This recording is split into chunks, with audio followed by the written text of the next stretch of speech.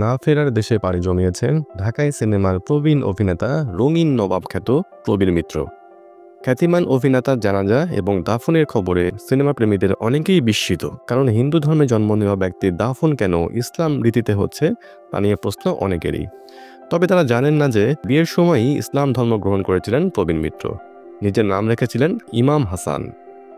বিষয়টি খোলাসা করেছেন শিল্পী সমিতির সভাপতি মিশা সওদাগর। তিনি বলেন, প্রবীর মিত্র ভাই মুসলমানই ছিলেন। প্রবীর মিত্র ইসলাম ধর্ম গ্রহণ করেছিলেন, তার পুত্রবধূ সোনিয়া ইসলামও সেটি জানিয়েছেন।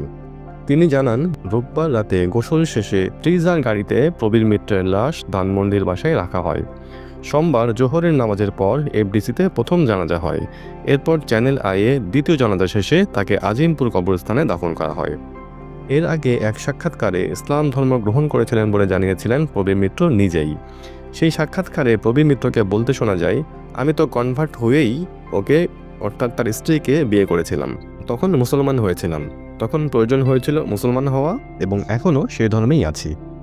প্রবীর মিত্রের স্ত্রীর নাম অজন্তা। 2000 সালে তিনি মৃত্যুবরণ করেন। এই দম্পতির 3 ছেলে এবং 1 মেয়ে। তারা হলেন মিঠুন মিত্র, ফেরদৌস পারভিন, সিফাত ইসলাম এবং সামিউল ইসলাম। ছোট ছেলে সামিউল 2012 সালের 7ই মে মৃত্যুবরণ করেন। প্রবীর মিত্র 1943 সালের 18 আগস্ট কুমিল্লার চান্দিনায় এক কায়স্থ পরিবারে জন্ম নেন। তার বাবা গোপেন্দ্রনাথ মিত্র এবং মা অমিয়বালা মিত্র। বংশ পরম্পরায় পুরান ঢাকার স্থায়ী বাসিন্দা ছিলেন প্রবীর মিত্র। নানা শারীরিক অসুস্থতা নিয়ে গত 22 ডিসেম্বর থেকেই রাজধানীর স্কয়ার হাসপাতালে ভর্তি ছিলেন প্রবীর মিত্র। রোববার রাত 10টা 10 মিনিটে চিকিৎসাধীন অবস্থায় তার মৃত্যু হয়।